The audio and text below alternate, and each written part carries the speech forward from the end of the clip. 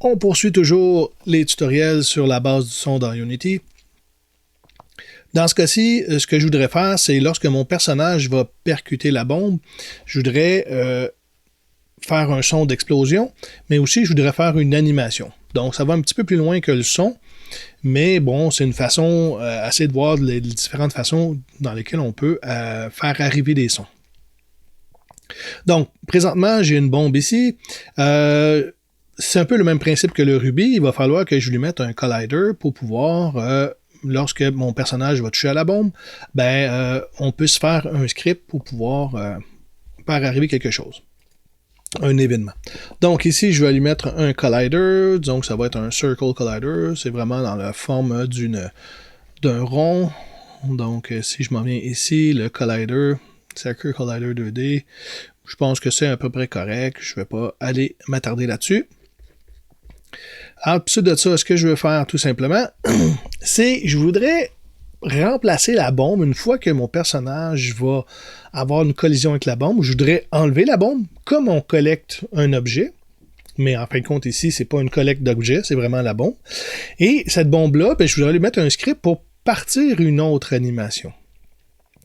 L'autre animation que j'ai, si je m'en viens dans mes sprites ici et dans mes objets, j'ai ici l'explosion. J'ai la bombe, j'ai le rubis et j'ai une animation d'explosion que j'ai déjà fait et déjà découpée.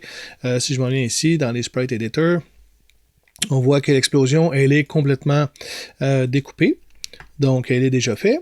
Et bon, j'ai déjà une animation de fait. Dans animation ici, l'explosion ici, qui joue pas en boucle. L'explosion, je veux pas qu'elle joue en boucle.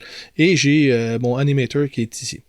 Donc, si on veut juste refaire l'objet, l'explosion, ce que je vais faire tout simplement, pas dans script, dans sprite, je vais aller prendre la première image de mon explosion et je vais la mettre sur ma scène. Ce que ça me fait quand je fais ça, ça me fait un GameObject. Tout simplement. Que ici, je peux renommer, mettons, au lieu de 0, je vais le nommer explosion. J'ai un sprite renderer qui est là avec la première image de mon sprite sheet ici. Ce qui me permet de voir un peu où est-ce que se situe mon animation là-dedans. Je vais simplement, dans les sorting layers, je vais les mettre en avant-plan. Comme ça ici, donc je pourrais éventuellement la mettre pas loin par-dessus de ma bombe, comme ça. Et ce que je vais simplement faire, c'est lui ajouter mon animator qui est déjà fait. Donc ici, je vais faire Add Component, Animator, comme ça ici. Et dans mon animator, le controller d'animator ici, je peux prendre la pastille et ça va me donner, bon j'en ai deux, j'ai le chevalier et j'ai l'animator pour l'explosion. Donc, je vais sélectionner celle-là. Ce que ça va me donner, en réalité, c'est que en faisant ça, ce n'est plus juste un sprite renderer que j'ai, c'est une animation, donc l'animation va jouer. Pour la voir, comme mon ordinateur n'est pas très performant, je vais simplement aller dans mon game ici et je vais faire une pause avant de faire play. Comme ça, il va avoir le temps de faire son calcul avant et l'animation, je vais pouvoir la voir jouer par après. Donc, je vais enlever pause et on va voir l'animation ici partir. Donc, on a vu l'animation partir. Comme elle ne joue pas en boucle, on voit la dernière image de mon animation qui est restée là. Mais on a bien vu que mon animation, elle est partie. Donc, déjà, j'ai mon animation ici. Si je reviens sur la scène, j'ai déjà l'animation qui est positionnée. Ce que je voudrais faire par la suite, c'est que c'est l'explosion en tant que telle. Donc, le son, je vais l'attacher sur cette animation-là. Je ne vais pas l'attacher sur ma bombe, mais bien quand l'explosion va arriver sur la scène. Donc, je vais faire un Add Component. Je vais m'en aller dans Audio Source. Dans Audio Source, ce que je veux faire, moi, c'est d'attacher le son. Donc, dans Audio Effet ici, je m'en viens dans mon explosion. Je vais simplement prendre mon explosion et l'attacher dans ce cas-ci. Comme l'explosion va jouer une seule fois, j'ai pas besoin d'autres sons avec cette explosion-là. C'est un une fois qu'elle va jouer, on peut lui dire play on awake. Comme l'explosion va arriver, le son va partir en même temps. J'ai pas besoin de mettre de loop, j'ai pas besoin de jouer avec d'autres choses. Je pourrais peut-être descendre le volume un peu, ça on pourrait jouer par après, savoir quel volume qu'on veut pour notre explosion. Mettons que je mets 0.4. Comme ça ici. Le reste, bon, ce sont des ajustements si on veut. Donc, si je repars ça ici, je reviens dans mon interface de game, je mets pause, je fais play. On attend un peu que le calcul soit fait. Et je vais pouvoir essayer ça après. Donc, j'enlève pause. On regarde ici, savoir ma bombe quand elle va exploser. Donc, j'ai mon animation avec le son. Pas plus compliqué que ça. Dans le fond, c'est de faire une animation, de tout régler le son comme on le veut, l'animateur, l'audio source, l'animateur, tout dépendant comment on passe, ça peut être différent. Et moi, par contre, je veux pas avoir l'explosion qui arrive directement. Je veux l'explosion quand je vais toucher la bombe. Donc, pour moi, je veux pas avoir l'explosion dans mes hiérarchies ici. Ce que je peux faire, on peut faire des prefabs. Un prefab, c'est un objet qu'on peut récupérer et mettre plusieurs fois sur la scène, soit en le draguant sur la scène, donc avec la souris, je prends la souris en glissant, déposant, ou simplement en programmation pour être capable d'aller récupérer en programmation. Première chose à faire, toujours dans le but d'être un peu plus ordonné, je vais aller ici et je vais créer un nouveau dossier que je vais appeler Prefabs. Comme ça ici. Et dans ce dossier prefab-là, ce que je vais faire, c'est que je vais venir prendre dans ma hiérarchie mon explosion et je vais venir la glisser dans mon dossier prefab. Et là, on voit que ça m'a donné un prefab. Si je peux voir dans la hiérarchie, là, j'ai mon élément ici, l'icône qui est sélectionnée. J'ai toutes les propriétés de ce prefab-là et je pourrais l'ouvrir aussi, le prefab. Lorsqu'on regarde dans ma hiérarchie, il est devenu bleu. Ça veut dire que c'est un prefab. Ce n'est plus juste un objet qui est à l'intérieur de la scène, mais c'est une explosion qui pourrait être utilisée partout, dans une autre scène. Non, on voit vraiment bien que ici, c'est un prefab. Et si je veux l'ouvrir, soit que je peux ouvrir Open Prefab ici en sélectionnant mon icône d'explosion ici, ou simplement, je peux faire la petite flèche ici et ça va m'ouvrir le prefab. Ça donne quoi d'ouvrir le prefab? Ben, lorsque vous avez 4, 5, 6 objets, mettons, d'explosion qui pourraient arriver, si vous voulez toutes les modifier en même temps, ben, vous pouvez aller dans le prefab, vous ouvrez le prefab, vous venez ici dans l'audio source, vous pouvez changer le son, et là, tous les objets prefab qui sont sur la scène vont être modifiés en même temps. Donc, vous voyez, il va changer le volume de tous les sons en même temps. Si on veut sortir de là, ben, je peux simplement ici, dans la hiérarchie, j'ai la petite flèche, je reviens sur la scène, et voilà. C'est la même chose si je prends ici l'explosion et que je ferai Open Prefab. Je suis dans le prefab présentement et je reviens sur la scène tout simplement. Donc, une fois que j'ai ça ici, ben là, je vais pouvoir attacher cette explosion-là par programmation. Donc, je ne veux pas l'avoir, moi, dans ma hiérarchie directement. Donc, je vais venir la sélectionner et je vais la supprimer.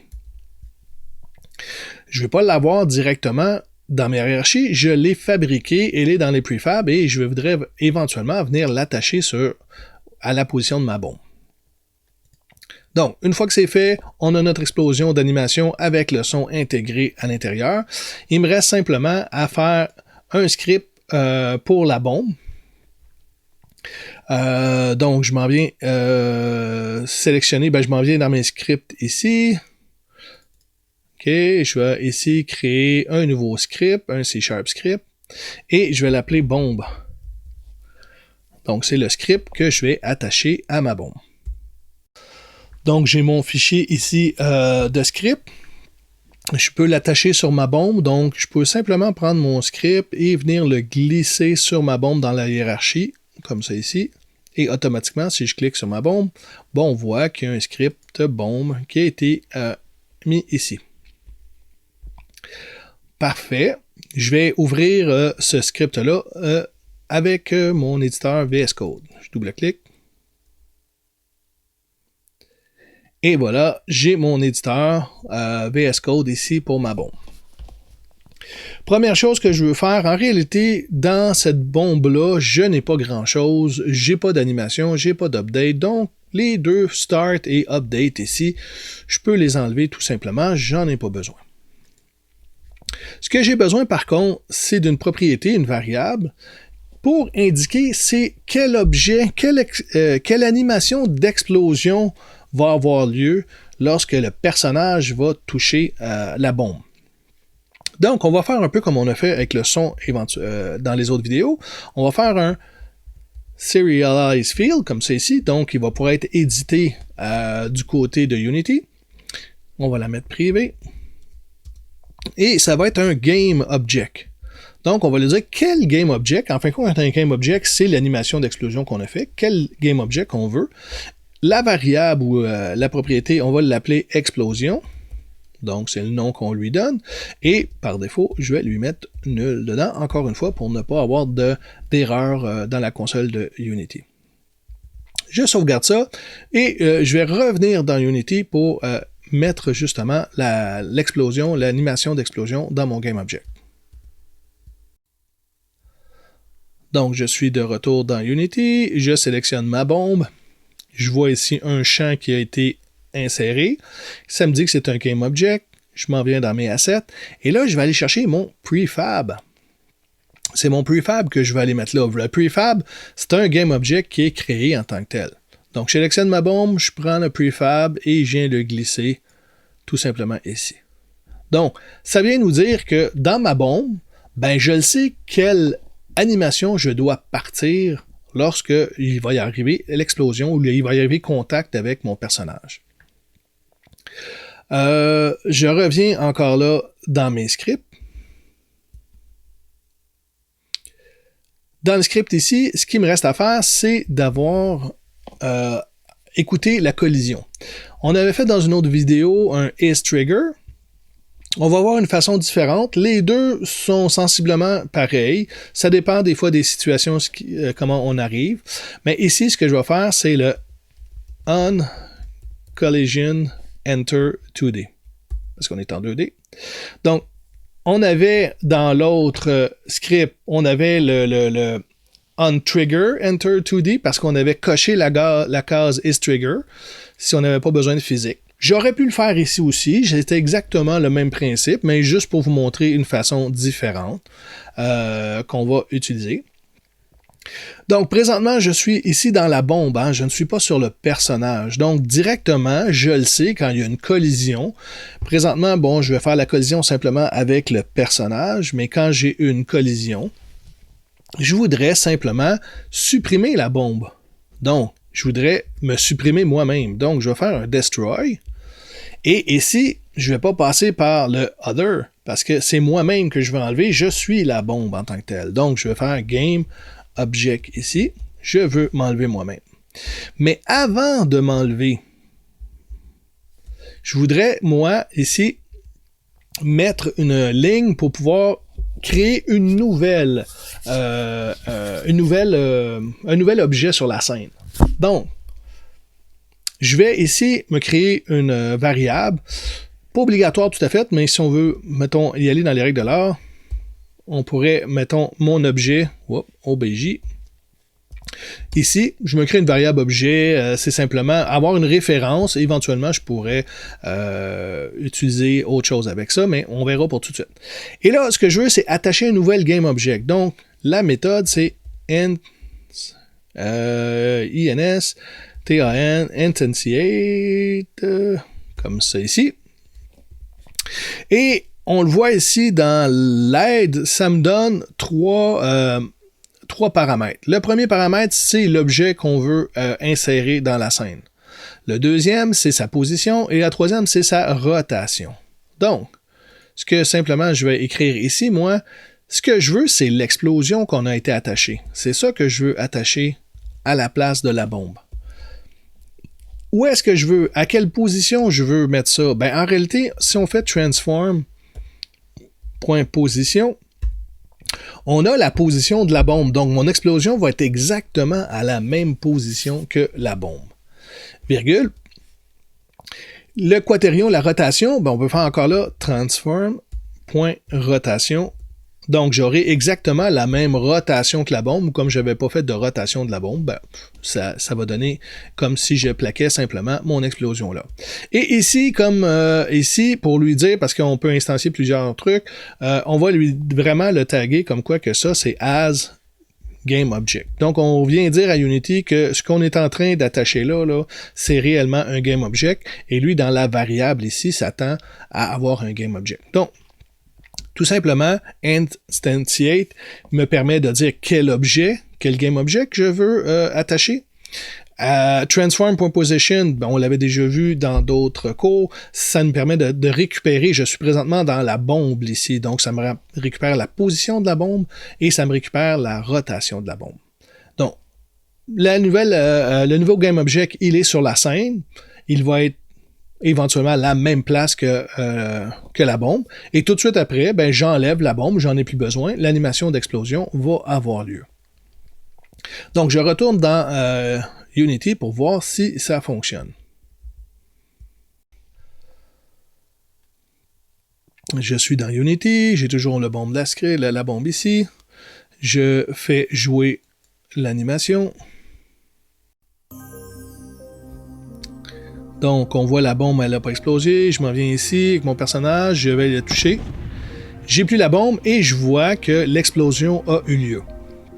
On a le son qui est parti parce que le play on awake, ça veut dire lorsque le game object arrive sur la scène, c'est là que le son va avoir lieu.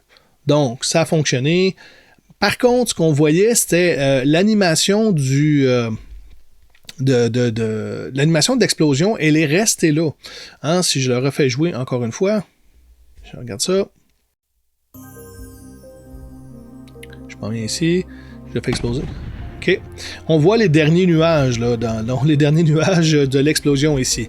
Ça serait intéressant de dire, une fois que l'animation elle est terminée, ben, supprime-toi toi-même. Tu as fini de jouer ton animation, enlève-toi de la scène tout seul.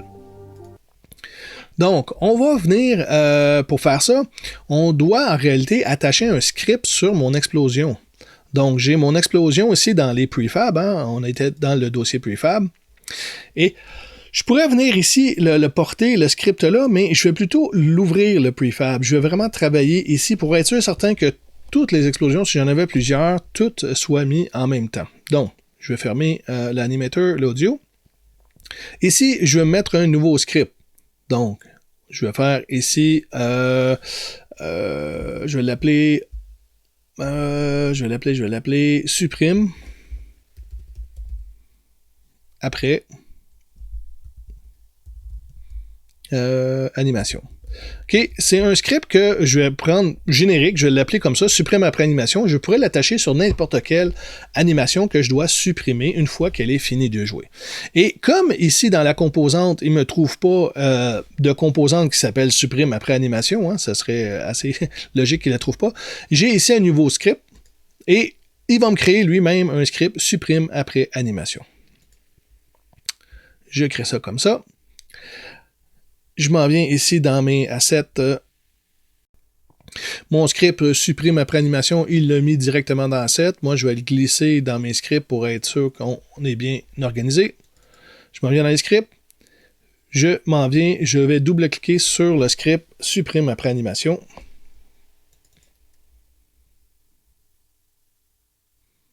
Et on revient ici avec un nouveau script qui s'appelle supprime après animation. Ce qu'on va faire encore là, moi, le start, je vais le garder. Le update, j'en ai pas besoin en tant que tel. Donc, je vais enlever le update ici. Je vais mettre un champ qui va me dire à combien de délai je voudrais, après mon animation, je voudrais que l'objet se détruit. Donc, je m'en viens ici. Encore là, je vais m'utiliser un champ serialize et je vais la mettre private, je vais mettre un float, donc un chiffre à virgule flottante, et je l'appelle délai. Et je vais mettre 0F pour dire que l'animation va jouer et j'ai aucune seconde après, j'ai pas de seconde d'1 ou 2, 3 secondes que je vais attendre. Je vais carrément l'enlever tout de suite. Donc, par défaut, il y a 0 seconde dedans, un délai de 0 secondes. Dans le start ici, ce que simplement je vais faire, je vais appeler le destroy. OK. Qu'est-ce que je veux supprimer? Présentement, je suis dans l'animation. J'ai mis ce script-là sur l'animation de l'explosion. Donc, ce que je veux détruire, moi, c'est moi-même, le game object lui-même. OK? Je suis à l'intérieur de ça. Mais si on voit bien ici, dans l'aide qu'on a, on a l'objet qu'on veut détruire, mais aussi on a un float d'un temps, un certain temps qu'on voudrait mettre. Donc, ici, virgule, je pourrais ici mettre mon délai. Déjà, ça serait bien. Dans le fond, c'est le délai que j'ai mis, 0 secondes. Mais là, si je fais ça de cette façon-là, automatiquement, j'ai même pas le temps de jouer. Ça va supprimer l'animation. Donc, ce qu'on va simplement faire ici, on va lui dire this. This, c'est cet objet-là présentement. On va faire get component. On l'a déjà vu, hein, cette get component-là, lorsqu'on fait des variables. Présentement, je ne veux pas le faire avec une variable. OK? Je suis dans l'animation, donc il y a un animator sur cet objet-là pour faire jouer l'animation. Donc, je suis certain qu'il y a un animator dessus. Donc, je m'en viens comme ça. Je vais aller lui dire get current animator state info. Donne-moi les informations de cet animator-là. Entre parenthèses, je vais mettre 0, donc les informations de ça. Et donne-moi la longueur. Donc, donne-moi la longueur de l'animation et je vais faire plus le délai. Donc là, j'ai la longueur de l'animation. Donc, ce qui va arriver, mon destroy ne se fera pas instantanément. Le destroy du game object, de l'explosion, va se faire une fois que l'animation elle est complètement jouée, ici, plus un délai si j'en ai besoin. Si je ne mets pas de délai, si je laisse ça à 0, automatiquement, lorsque l'animation elle est finie de jouer, automatiquement, mon explosion va être supprimée. Donc, c'est fait ici. On peut sauvegarder. On va regarder ce qui se passe dans Unity.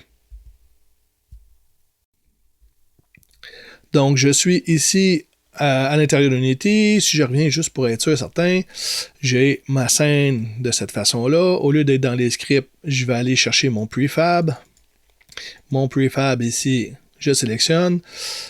J'ai un script qui s'appelle supprime après animator et j'ai un délai de 0 secondes. Présentement, je vais le laisser comme ça.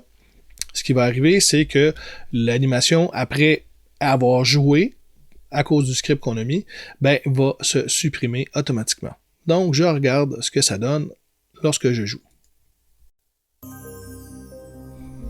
Donc, j'ai mon personnage. Je m'en vais toucher à l'animation. Et on a vu que l'animation a été complètement supprimée une fois. On ne l'a même plus dans les objets ici. Elle a été complètement enlevée. Je vous recommence pour être sûr certain qu'on voit bien ici. On a Ruby et Bombe. OK? Je repars ça ici. Donc, on doit ici regarder Ruby et Bombe. Bombe va disparaître parce que je lui ai dit de se détruire, mais on va voir arriver une explosion ici parce que je lui ai dit d'ajouter une explosion et elle va se supprimer après son animation. Donc, je m'en viens ici. OK? Et là, quand je vais toucher, on va voir Bombe et puis là, et on le voit quand c'est marqué explosion clone et qui a été supprimé par la suite. Donc, plusieurs étapes qu'on a fait sur ça. On a mis un script sur la bombe ici. Un script pour pouvoir supprimer la bombe quand il y a une collision avec mon animation. Mais aussi faire une instantiation. Okay? Si je me reviens ici, je me reviens voir mon script de bombe. J'ai fait une instantiation, donc j'ai créé une nouvelle explosion sur à la position de la bombe, donc transform.position, et avec sa rotation. Et bon, je supprime la bombe par après. Mais j'ai déjà un nouvel objet sur la scène. Ensuite de ça, ce qu'on a fait, c'est qu'on s'est créé une animation d'explosion et on l'a glissé dans les prefabs. Ça veut dire que je l'avais créé dans la hiérarchie et je l'ai pris de la hiérarchie et je l'ai glissé dans les prefabs. Une fois que c'est fait dans mes prefabs, ici je peux faire Open Prefab pour être sûr de bien sélectionner toutes les prefabs qui existent. Ce qu'on a là-dessus, c'est un animator énorme. C'est comme un game object qu'on a une animation déjà fait. Il n'y a rien de différent.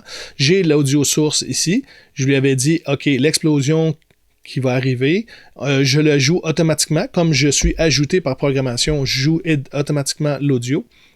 Et j'ai un script ici qui supprime cette animation-là, parce qu'une fois qu'elle est finie, je ne veux plus la garder pour récupérer des ressources de mon ordinateur. Je ne veux pas qu'elle reste sur la scène pour rien.